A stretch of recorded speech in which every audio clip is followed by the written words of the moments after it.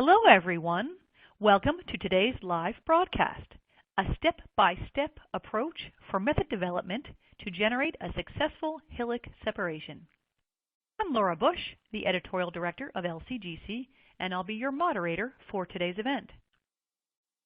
We're delighted to bring you this educational web seminar presented by LCGC and sponsored by MacMod. A company should be able to condense its mission statement into a simple phrase.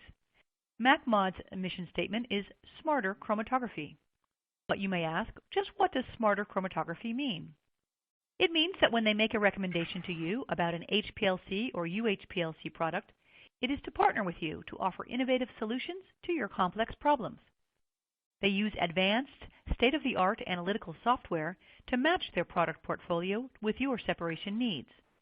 They leverage their 25-plus years of experience in the LC column business, their technical expertise, and their manufacturing network to help you solve your toughest application problems.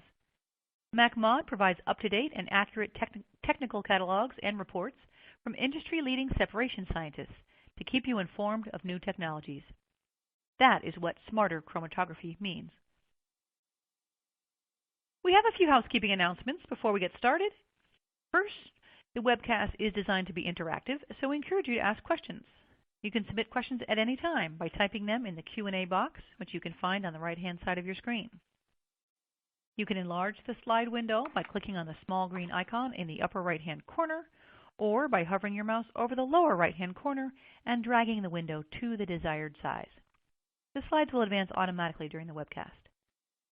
And if you have any technical problems viewing or hearing the presentation, please click on the question mark help widget in the dock at the bottom of your window.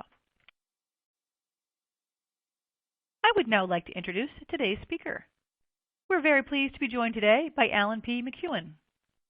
Alan received his PhD in analytical chemistry from the University of Nottingham in the UK. His postdoctoral studies involved the development of novel stationary phases and their design and chromatographic performance for use in HPLC, micro-HPLC, and capillary electrochromatography for pharmaceutical applications.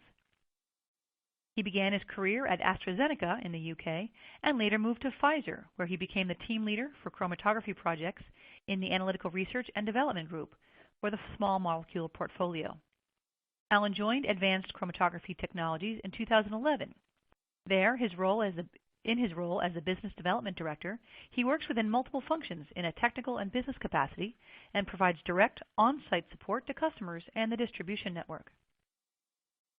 Alan has published various book chapters and peer-reviewed articles on separation science and genotoxic impurities. He is a regularly invited speaker and trainer in chromatography and method development.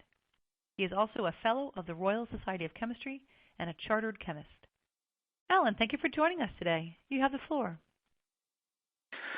Thank you very much to Kristen and to Laura, and welcome everybody to this webinar. Good afternoon, good evening, or good morning, depending on where you are. It is a misty autumnal evening here in rural Oxfordshire as I look out of my window. So without further ado, we shall move into this hopefully exciting webinar of HILIC separations.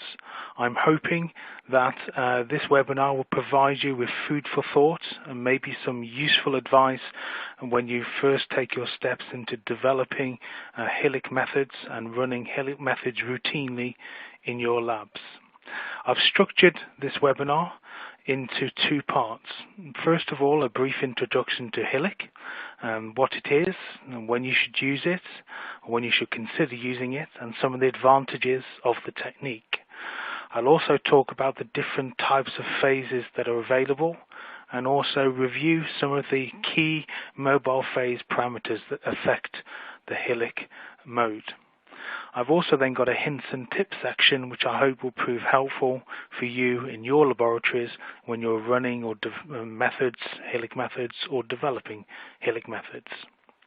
In part 2 of this talk, I will move into the method development section and explain the ACE screening method approach to HILIC methods, and I'll demonstrate this to you by using a polar neutral, caffeine, as an active ingredient and its related substances, and how we can develop a simple, rapid HILIC method. So first of all, we move into the slide here. What exactly is HILIC? Well, hydrophilic interaction liquid chromatography, or HILIC as it's abbreviated. The term was first used and coined by Alpert in 1990. This is the generally accepted point at which the terminology HILIC came into play. Now, actually, people had been doing types of HILIC separations prior to this, but it was really Alpert's publication that brought this all together and effectively described the technique. HILIC is an interesting technique because it is very useful for the retention and separation of polar compounds. That can be polar ionizable or polar neutral compounds, those species that are typically poorly retained in reverse phase chromatography. Now, the way that HILIC actually operates mechanistically is it forms a water layer or a hydration layer around silica or charged particles. The bulk solvent is typically an organic solvent, typically an aprotic solvent such as acetonitrile. And the analytes within the mobile phase are able to effectively interact with the water layer through partitioning, but also through other types of mechanisms. There is electrostatic attraction, depending on the type of stationary phase and the properties of the analyte. There's also electrostatic repulsion, as I'm showing on the cartoon on the right hand side of the slide. Hydrogen bonding also plays a key part in the mechanism of HILIC retention and separation, and also ion exchange. So I think it's fair to say that HILIC mechanistically is complex. It is a truly multimodal mechanistic technique of chromatography, which brings opportunities but also challenges. So when should you consider using HILIC? As I said, HILIC is very useful for the retention and separation of polar compounds. Now, if you have some information on your analytes of interest, if you are lucky enough to know the log P or the lipophilicity of your analytes, then a good rule of thumb is that if the log P of your compounds are around 0 or less, then they're likely to be suitable for HILIC.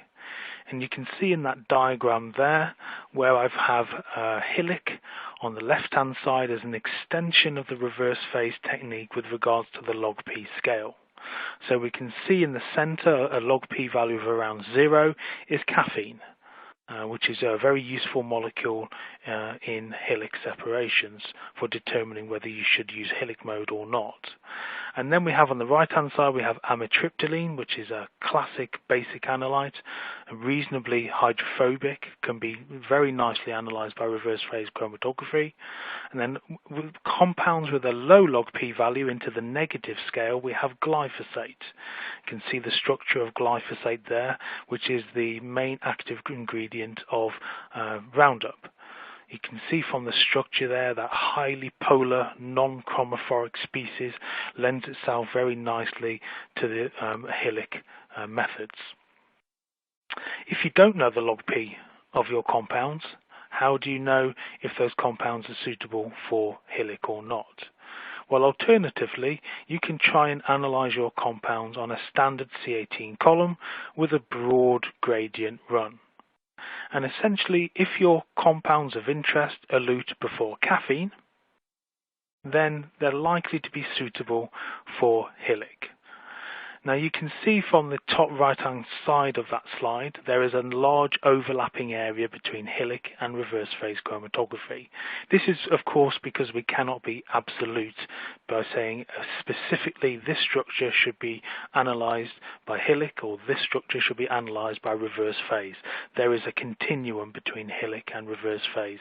So the overlapping area in the centre of the log P scale is an area where potentially HILIC or maybe reverse phase could provide an option. But chromatographically, you can see from the bottom right-hand corner of that slide, we can see that caffeine is reasonably well retained with a retention time of around about 6.5 minutes, but you can see glyphosate is virtually eluting on the void volume of the column. So analytes that elute between the void and caffeine could potentially be analyzed or are suitable for the HILIC mode. So what does HILIC offer to you as the analyst? To us as analysts, how can HILIC help us? Well, firstly, as I've already mentioned, the retention and separation of polar species, HILIC can provide a solution. And there are lots of methods out there in a variety of different market sectors: metabolomics, the clinical space, metabolite profiling, polar pharmaceuticals, polar pesticides, herbicides, various different areas where HILIC methods currently exist. So that's the first thing that HILIC can offer us. The second thing that HILIC can offer us is orthogonal selectivity to reverse phase chromatography. So selectivity is the key in chromatography. And we can see from this 6-polar analyte mixture here in reverse phase chromatography, this is isocratic analysis using a C18 column, we can see that the retention, elution order 1 through 6 of those compounds.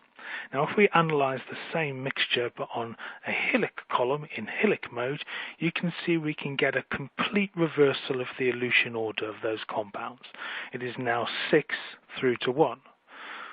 So HILIC is offering a completely different selectivity profile in our chromatography compared to reverse phase. So what does HILIC offer us as analysts? Firstly, polar retention, and secondly, orthogonal selectivity. These are two useful elements of this technique for us looking for solutions every day in the lab with our chromatography. So the key advantages of HILIC, just to bring that together: very suited for the retention of polar and very polar analytes. There is no need to use additives such as ion pairs and other such things. These come with their own challenges and they are not recommended for HILIC.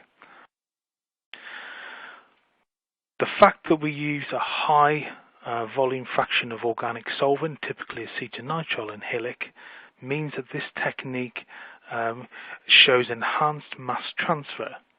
This lowers the C term and the Van Deemter equation, giving us efficient chromatography at higher flow rates. Thirdly, that typically high organic content of mobile phases in HILIC mode actually helps us for mass spec detection. High organic containing mobile phases are ideal for the desolvation, ion formation, and gives us very good signal response. So HILIC is a nice technique to interface to MS with all the benefits, the specificity and sensitivity that MS can offer. Finally, typically acetonitrile, which is used as the bulk solvent for the mobile phase in HILIC, has a very low viscosity. This translates to lower back pressures, which means we can use smaller particles, we can use higher flow rates, and hopefully this will help with efficiency of our separations and the speed of our separations. So lots of advantages to the HILIC technique. Of course, we have to be balanced in our assessment of HILIC and consider the disadvantages. In general, the knowledge of the general analyst out in the lab every day developing methods for HILIC is far lower than reverse phase chromatography. And that's a problem, because I've been out in the lab many times over the last 20 years or so, and I can see people using HILIC like they use reverse phase chromatography. They apply the same principles, and this is not good for developing and operating HILIC methods. HILIC is a different mode of chromatography. It requires a different way of thinking to develop robust methods and to get repeatable and reproducible retention and separations. Mechanistically, the HILIC is complex. And there are lots of people currently in academia spending good time understanding and deconvoluting the complex mechanisms involved in the retention and separation of analytes in HILIC mode. Certainly compared to reverse phase chromatography, HILIC is less well understood. There are less options for stationary phases with the HILIC mode. Now, some analysts may say that's actually a good thing, because in reverse phase chromatography there are hundreds and hundreds of different columns, and where can you possibly start choosing one of these different phases? In HILIC there is far less, and that's a good thing but also a bad thing. Finally, the way that we develop HILIC methods and the operational elements of HILIC, equilibration, the hints and tips that we use for HILIC are different compared to reverse phase chromatography. And these are important for us as analysts to understand, so that the methods that we develop in HILIC can be as robust and repeatable as the reverse phase counterparts. Because the bulk solvent in HILIC is typically acetylnitrile, this can lead to challenges with extremely polar or hydrophilic analytes with regards to solubility or solubility of some of the related substances. And this is one of the problems with HILIC that unfortunately can only be solved through experimental investigation, in my experience. And I have some further slides on sample diluent later in this talk. And finally, for those of you who are interested in modeling, HILIC can be modeled using software, commercial software available for retention, modeling and prediction, but there's been conflicting success and failure from the peer-reviewed literature. Certainly predicting isocratic conditions from gradient models and vice versa has found to be unreliable, and I've highlighted there two papers that caught my interest when I was reading around the background of HILIC and the ability to predict and model retention for different types of analytes. So I think this area is still developing and still evolving.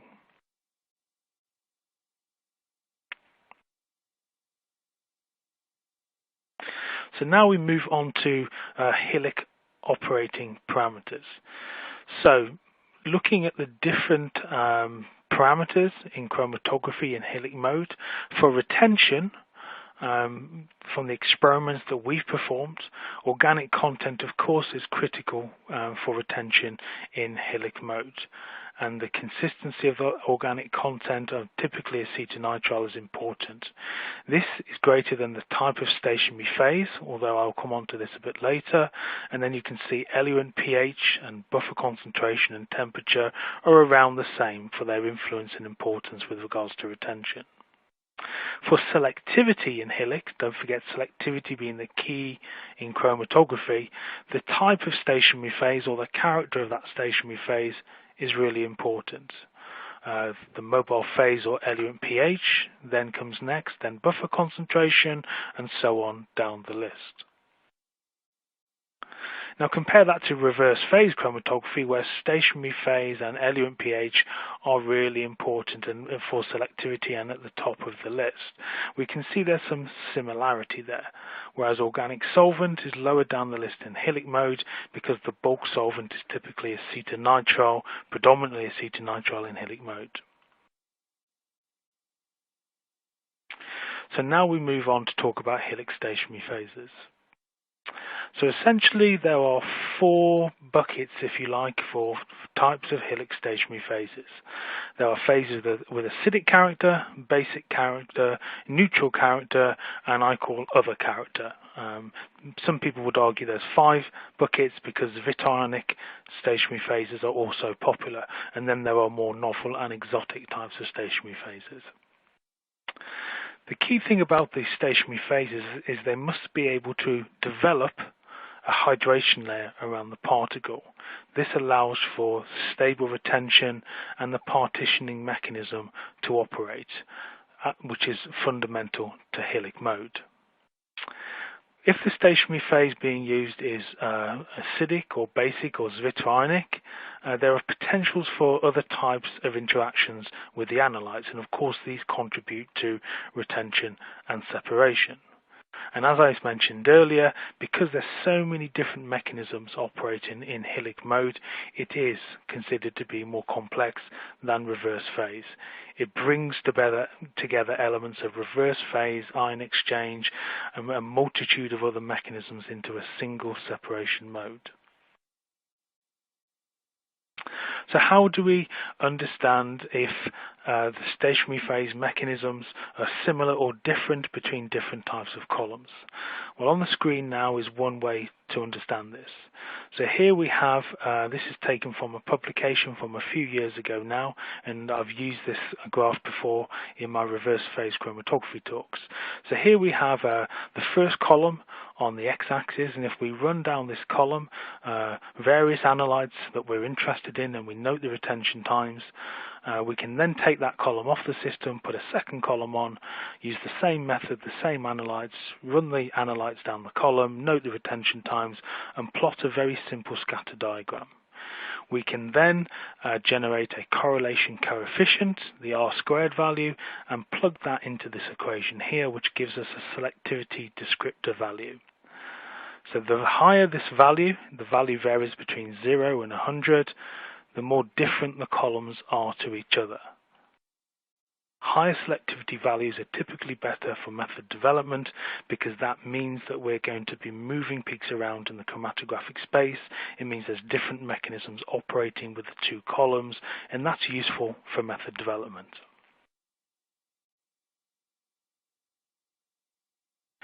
Now, the work that we've done in our laboratory is we've used a mixture of 54 different polar analytes, and we've run these down a variety of different ACE HILIC columns to determine the selectivity descriptor values. So here we can see a triangle. We have the ACE HILIC A column at the bottom left of the triangle, the HILIC B column at the top of the triangle, and the HILIC N or HILIC neutral column at the bottom right of the triangle.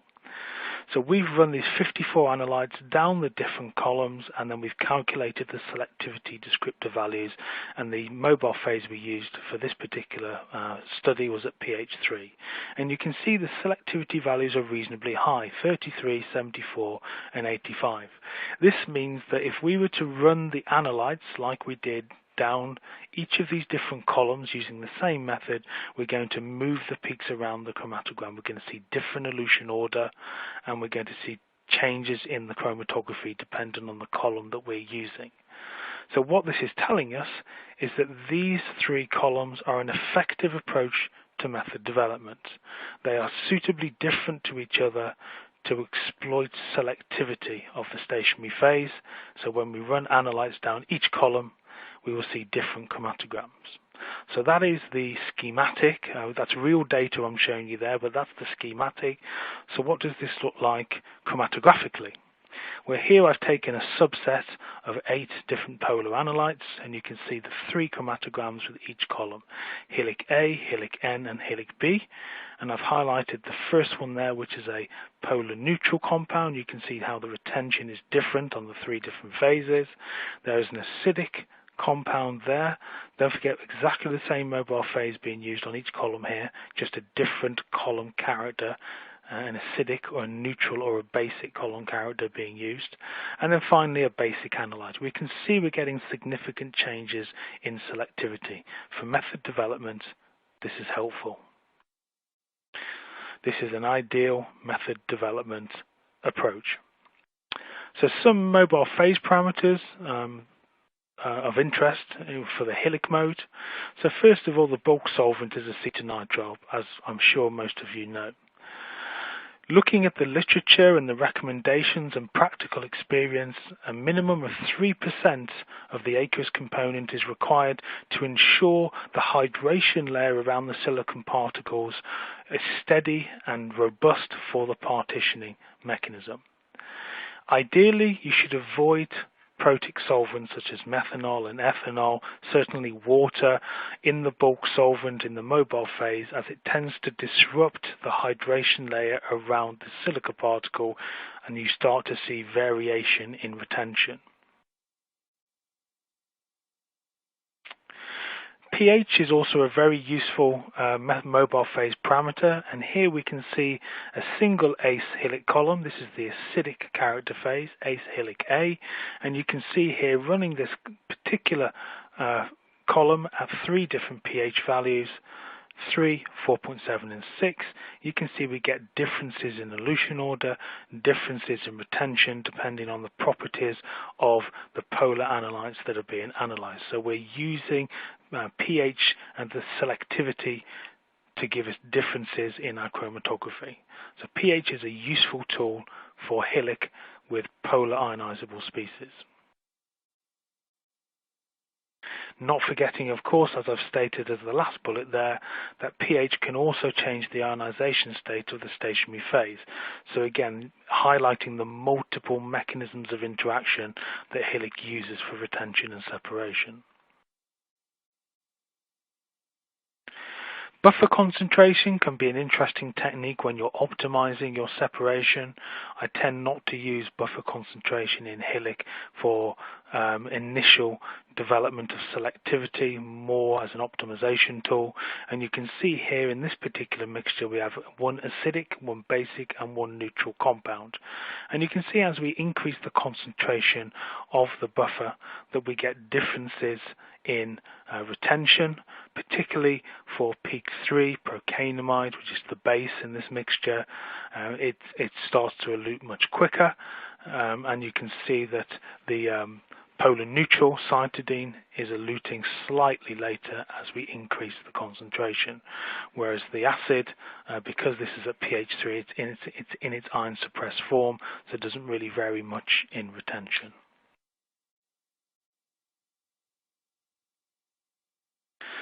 So, just talking about some hints and tips now for HILIC. One of the main things that I talk to people about, particularly for gradient HILIC, so for isocratic HILIC this isn't as important, but for gradient HILIC is balancing the concentration of your buffer in your mobile phase line A and your mobile phase line B.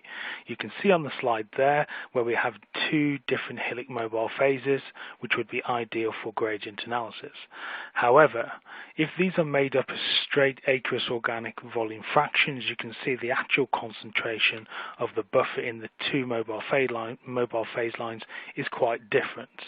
You can see that mobile phase line A, because it has only 4% of the buffer in it, has a very low concentration, versus mobile phase line B, which is 50% of the eluent volume fraction, so it has a concentration of 5 millimolar. It's important that we balance the concentrations of buffer in mobile phase line A and B, particularly in HILIC mode. And you can see there the correct description of mobile phase A and B, where there is 10 millimolar excuse me, where there is 10 millimolar in both line A and line B.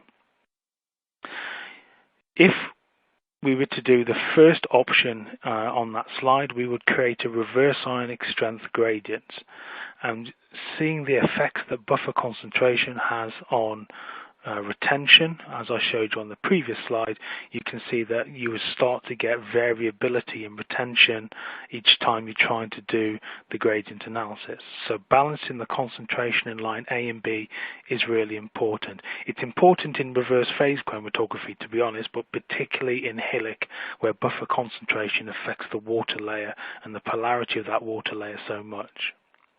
So when you're preparing your mobile phases, I typically recommend always using a stock, and stock buffer, typically a 1 molar stock is okay for a few months, no problem. And there is the recipe for producing the correct mobile phase A and mobile phase B, which has a balanced concentration of buffer in lines A and B, both 10 millimolar. So these are matched to give you the maximum retention robustness for gradient HILIC. If you don't match the buffer concentrations, you will get significant variability in retention, which causes a lot of frustrations for us as chromatographers. Equilibration is a big discussion in HILIC, and in HILIC it is different to reverse phase. So you can see on the slide there, I've got two graphs.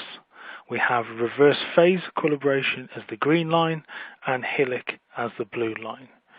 Now, equilibration, of course, is critical for reproducible chromatography, ensuring that the stationary phase is in as much a steady state as possible with the mobile phase is really important for retention robustness. Now, in reverse phase chromatography, the typical rule of thumb is around 10 column volumes to ensure your system is fully equilibrated. For HILIC, this is not the case. HILIC requires 60 column volumes when you first get your HILIC column out of its box. This is really important to try and reach a steady state. And this is because we have to establish the hydration layer, the water layer around the silica particles, the thickness of that layer, the consistency of that layer before we begin doing sample analysis. Now, the 60 column volumes for isocratic analysis is only needed when you initially equilibrate the column. From that point onwards, you should have stable retention as long as nothing is changing in your mobile phase.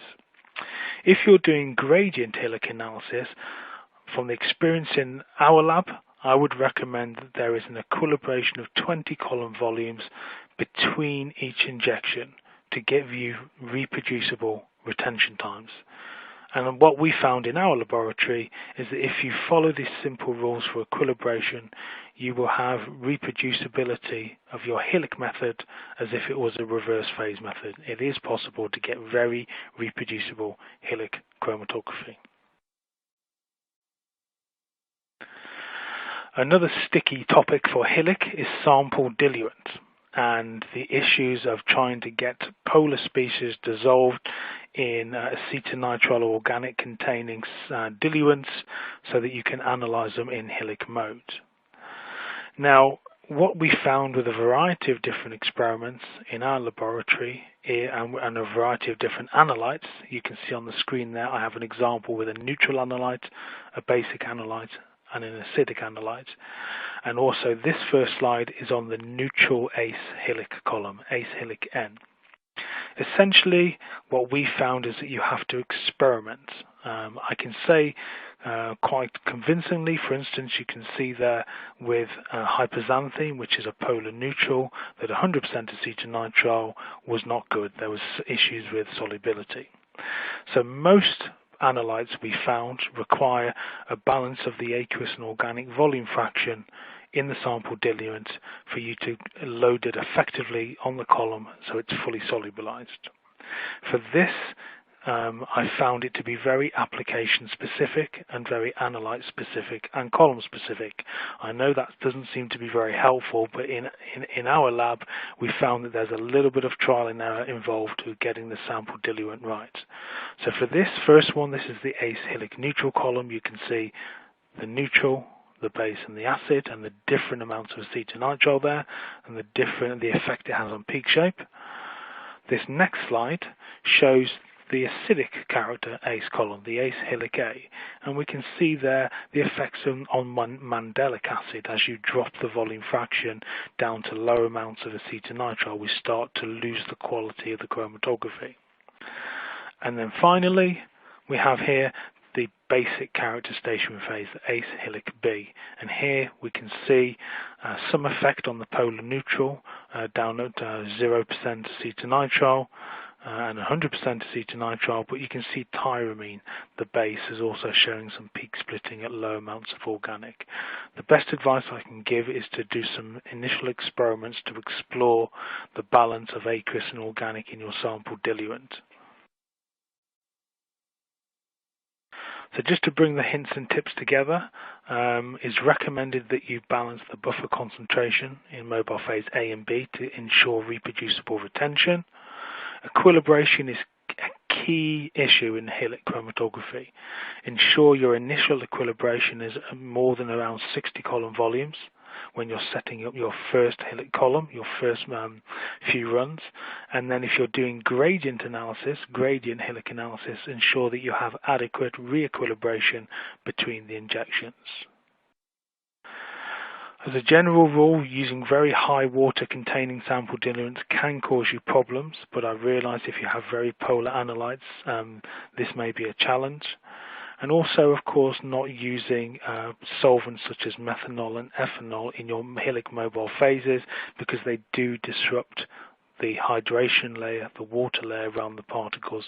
This will lead to changes in retention and poor reproducibility.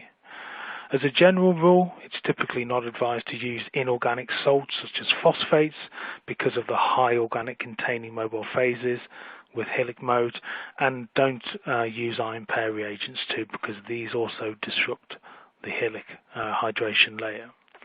And finally, for the ACE columns, we recommend storage in IPA for maximum column lifetimes. So that was a little bit about HILIC, some of the key parameters in HILIC, and also some hints and tips on some of the important topics such as equilibration and sample diluents. And now in part 2, I'm going to move on to the method development. So this is the resolution equation, which very effectively describes the relationship between efficiency, selectivity and retention in chromatography. Typically what we're trying to do is resolve compounds from each other. If we look at this equation in a graphical form, we can see resolution on the y-axis, and then alpha or selectivity, n efficiency, k retention on the x-axis. We can see that selectivity really is the key to chromatography. This is why selectivity is so powerful in reverse phase and HILIC mode chromatography.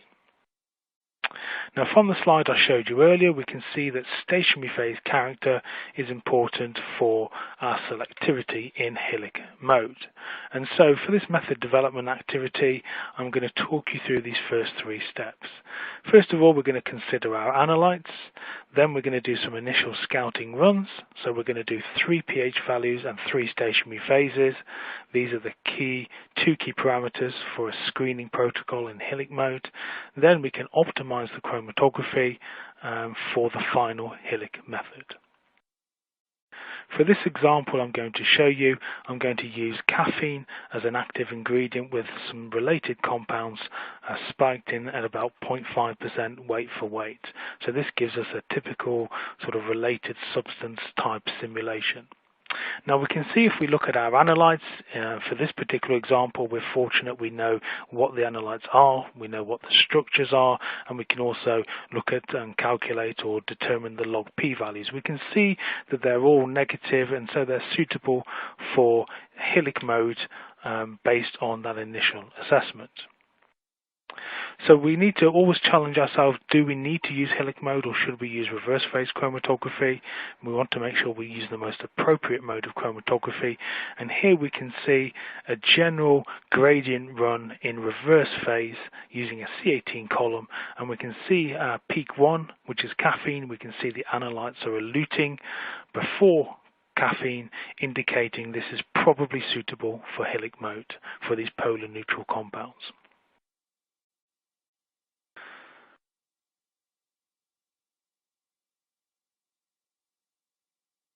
Just waiting for the slide to load.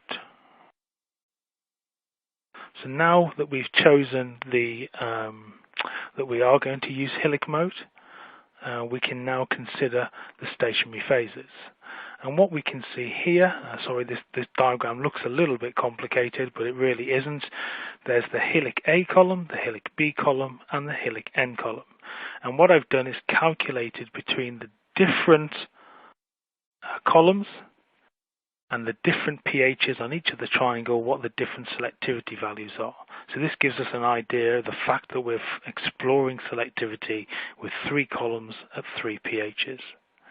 Now we know that caffeine and the compounds that we're going to look at are polar neutral compounds, so we can actually reduce and remove one of the pHs to give us more efficient method development. There's no point looking at pH 6 if pH 3 and pH 7 are likely to do the trick for us. So we're able to eliminate pH 6 from our consideration. The actual conditions we're going to use is, for this example, we've equilibrated the columns with 80 column volumes, and we're going to look at the three different types of phases: an acidic character phase, a basic character phase, and a neutral character phase at two different pHs, pH 3 and pH 4.7. The other conditions are listed down there too. This is gradient chromatography with a 1.5 mils per minute flow rate. You can see at 25 degrees C, and the other parameters listed down there too. So from our initial screening data, so here we have the pH 3 data. We can see the acidic phase at the top. We can see now the caffeine peak and two closely eluting species on the tail of that peak, and peaks 4 and 5 seem to be quite well separated. For the basic character phase, the second chromatogram down, we can see complete coelution of peaks 2 and 3 and a reversal in elution order of 4 and 5. And then for the neutral phase, we can see some improved separation between peaks 1 and 2. 2 and 3 are still coeluting, and 4 and 5 are maybe just slightly coeluting. So this is just our initial screening data before we choose one of these options to optimize further. For the pH 4.7 data, you can see at the top on the acidic phase, not much difference to the initial pH 3 data. We can see for the basic phase, there are some differences compared to the pH 3 data. We can see that compounds 3 and 2 are slightly resolved, and we can see 5 and 4 are well resolved now using the basic phase. And then down on the HILIC neutral phase at pH 4.7, we can see some differences compared to the pH 3 data. We can see again peaks 5 and 4 have switched around, but the other peaks are very similar. So based on this initial screening data, there's maybe one, maybe two options that we could take forward. And what we did is we looked at the HILIC neutral phase data at pH 3, and we took that forward for further method development.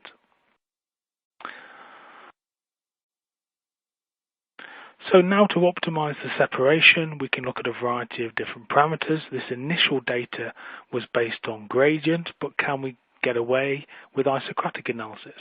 So we can always look to see if there's an opportunity for isocratic analysis, which is typically more simple than gradient analysis in both reverse phase and HILIC mode. And also, of course, for HILIC mode, it would mean we wouldn't need to do the re-equilibration between injections.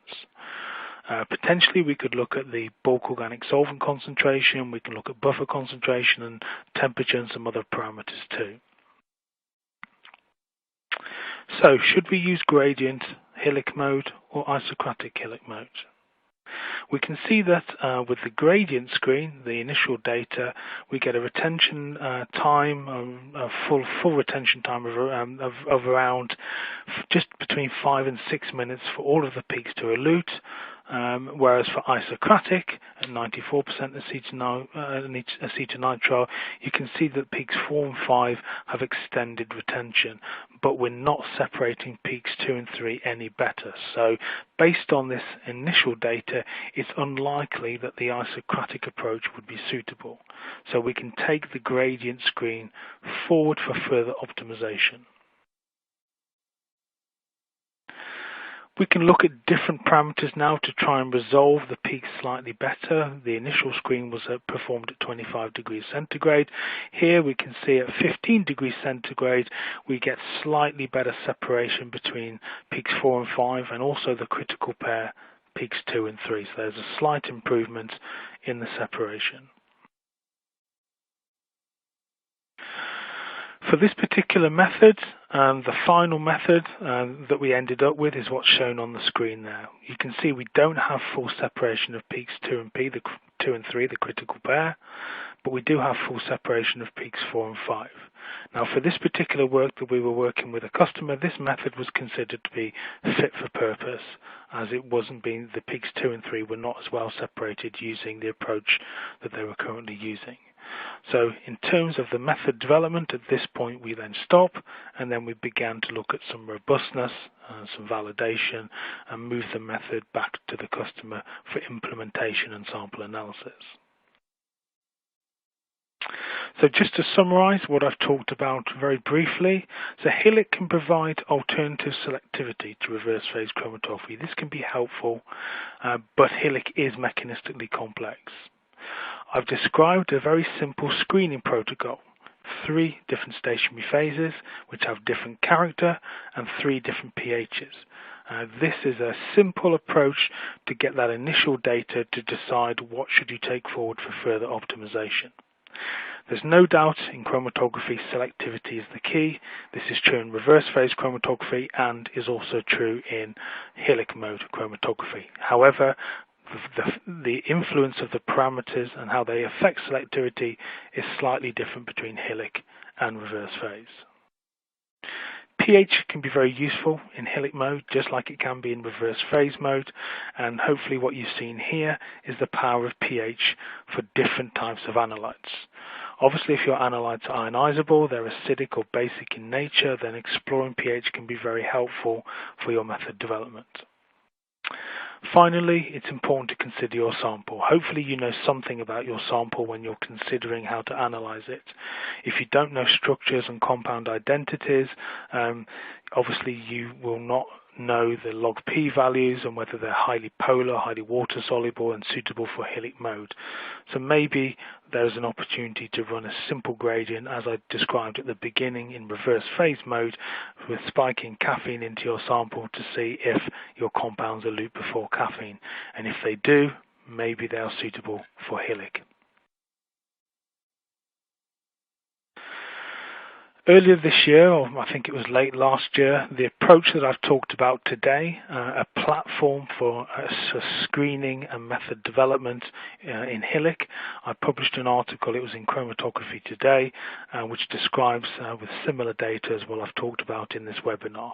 This is available for download, or it can be also, we can send this to you directly too if you're interested.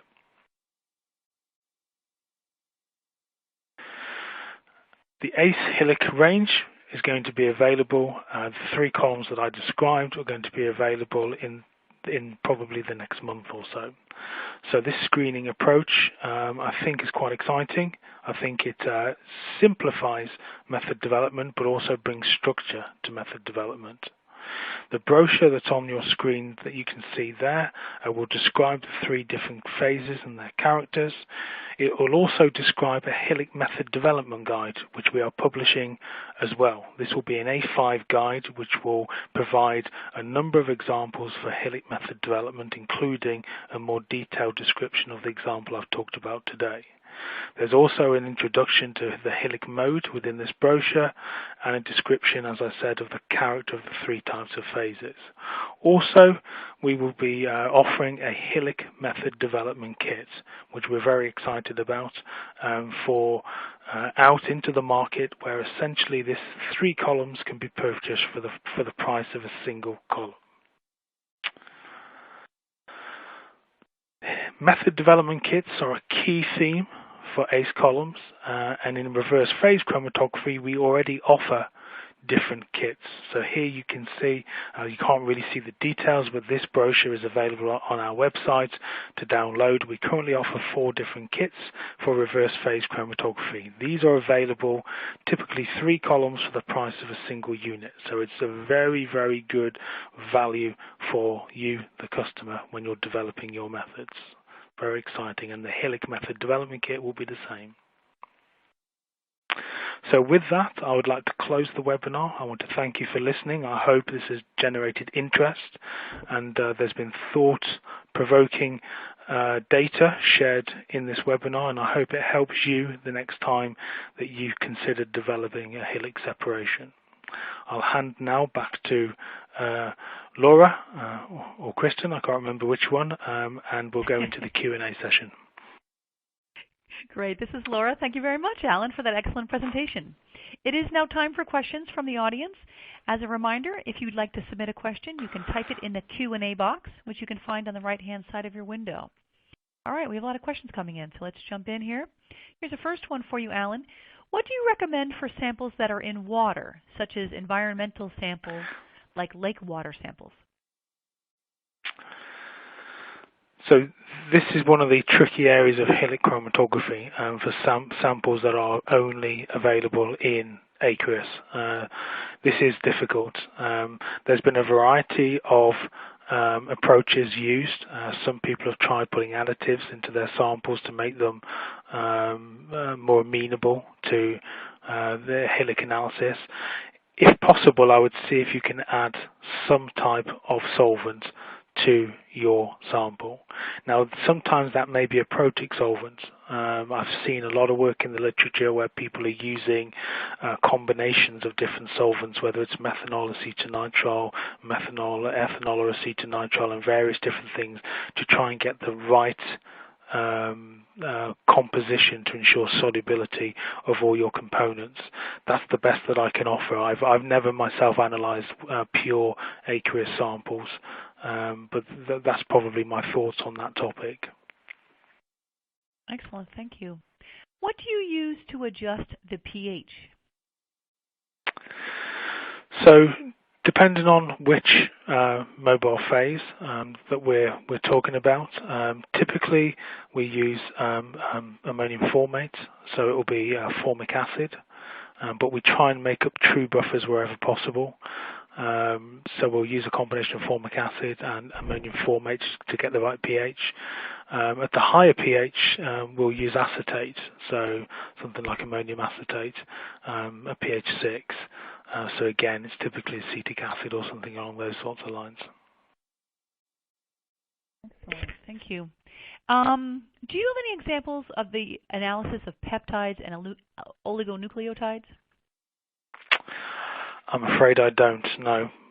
Sorry, that's a very short answer to that one. I don't. I mean, oligos and peptides can be analysed using, obviously, reverse phase. So I guess it depends on the size of those oligos and peptides as well, and how polar they are, what the backbone of the peptide is, whether it's a typical peptide backbone or something else that's even more polar, that may be why you were considering HILIC mode. Typically, I would look at reverse phase personally, but I guess I don't know the details of your particular analytes as to why you're considering HILIC and why you would want to move towards HILIC mode as opposed to reverse phase. Thank you. Analyte matrices containing large amounts of inorganic salts can be problematic, as some salts can be retained in the HILIC mode and interfere with mass spec analysis. In your opinion, is this a major challenge in HILIC method development? Contain large amounts. I'm just rereading the question. So, possibly. I mean, it depends on the levels you're looking at, your analyte levels you're looking at. If you're trying to do trace analysis or really low-level analysis, if it's water samples, environmental samples, soil extracts and so on, for very ppm, or lower ppb type stuff, then I think it could be an issue. I mean, the problem with salts into mass spec, of course, is it affects ionization efficiency. It interferes. It can cause issues with the drop in signal and all sorts of various other things as well. So possibly, I think. I'm assuming that you can't remove those salts, otherwise you would have done so by whether it's filtration or something else. I'm not sure. So I think possibly, but it is application specific. I've not analysed samples of the types that you're talking about, but my suggestions would be I've tended to find HILIC very application specific, and we explore each of the samples we get when we're developing HILIC methods to understand what are the strengths and weaknesses of what we finally end up with in terms of diluents. I mean, obviously, if your sample's concentrated, you could try reducing the injection volume. There's various general hints and tips that we can offer, but I think probably yes is to answer your question. I think it can interfere with the mass spec. It can give you variable signal response, and yes, that could be a problem. Do you recommend 20 column volumes to equilibrate even if the gradient method never reaches greater than, say, 90% organic? Again, my suggestion is try it. It's a bit like reverse phase chromatography. The recommendation is 10 column volumes between to fully equilibrate your starting conditions. I must admit, I think across my chromatography lifetime, I've probably typically done 5, even though the recommendation is 10. I can't recommend less than 20 because then if it doesn't work, all of you guys will then email me and say it doesn't work. So the recommendation is 20. This will definitely give you robust retention. If you try your particular application and you find that it's good with 10, then obviously go with 10, or if it's good with 5, then obviously go with 5. I mean, HILIC typically has much shallower gradients than what we typically do in reverse phase chromatography, but saying that water layer is sensitive like you wouldn't believe, and it really can be disrupted with even just a 10% change in your mobile phase B, and depend on your composition of mobile phase B. So it can be sensitive. It really does come down to your application. Try it is my suggestion. There's no point equilibrating for extra column volumes if you don't need to. Right. We have 2 questions related to using HILIC for prep. One is, they're both pretty broad. So one just says, any tips for HILIC prep? And the other one says, could you please comment on applying this type of method development in a generic way to the preparative purification of unknown mixtures in a high throughput manner? So that's more specific. Okay. So this is outside, I guess, my experience area for HILIC. So I have never developed HILIC preparative methods. I've developed reverse phase prep methods, but not HILIC prep methods. As far as I know, and what I would recommend is that you should be able to scale your methods up. If you follow some of the hints and tips that we have that I've discussed in this seminar, because chromatography is scalable in general. If you scale up from a 2 micron, 3, 5 to a 10 micron, the principles of the chromatography hold as long as you're allowing suitable equilibration time. You should get reproducible retention and separation in the same and the same selectivity, of course, if you're using the same phase vendor, but just increasing the particle size as you did in the analytical mode. To apply it in a generic way for preparative purification, again, this is in my view, this is very similar to saying, well, what would you do in reverse phase? Because you can apply a generic method on a standard C18 column in prep mode for unknown mixtures. Is it going to hit everything? Are you going to get really good separation of everything? No, you're not, because you're only using one type of phase with one type of mobile phase with one type of gradient to give you a particular type of selectivity for a range of different analytes. It's the same in HILIC mode. I would always try and explore a couple of different stationary phases, and that's my general recommendation in reverse phase and in HILIC as well. So hopefully I've answered those broad questions of what you're trying to get to. Thank you. And we've got a lot of questions coming in. We might just go 1 or 2 minutes past the top of the hour to get a couple more questions in. So here's one. Sometimes we observe really broad peaks for certain analytes. Do you have any tips on how to address this? Tough question, because obviously I have no idea at all about the conditions and the analytes or anything else. And again, I'm assuming you're talking about HILIC mode here. I mean, are you doing isocratic or gradient analysis, I guess? If you're doing isocratic analysis and you've got a long retention time, it's not unusual to get broad peaks. Gradient analysis should help sharpen the peaks up. But if you're getting quite broad peaks, it sounds like some sort of secondary interaction between your analyte and the stationary phase. Either that, or it could be an issue with your sample diluent as well. If you've got a big mismatch in your sample diluent, you can get quite a splurge of your peak. It's the same as in reverse phase, really.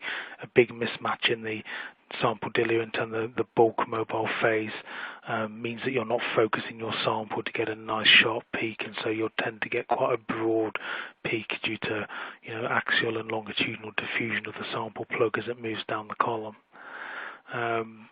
Difficult to say any more than that. Those are general recommendations, I guess.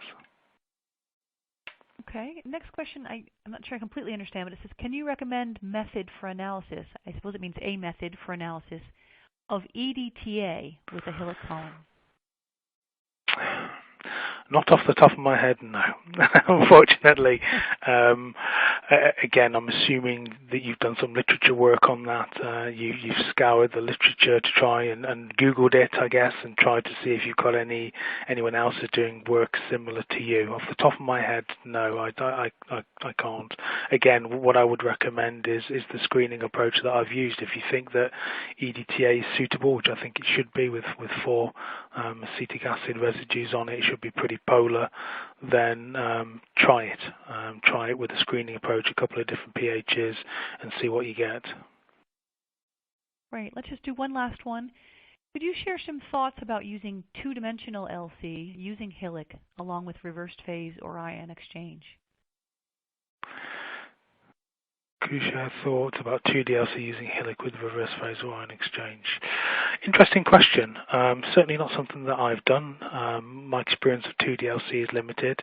Very topical at the moment, 2DLC. I'm seeing lots of publications on it, lots of posters at conferences and talks that people are giving and so on. I think there are people out there who are switching mode. I know that I've seen people switch between reverse phase and ion exchange and vice versa. So I can't see why we couldn't cut or hard cut out a peak from a HILIC and try and bring it or introduce it into reverse phase or ion exchange.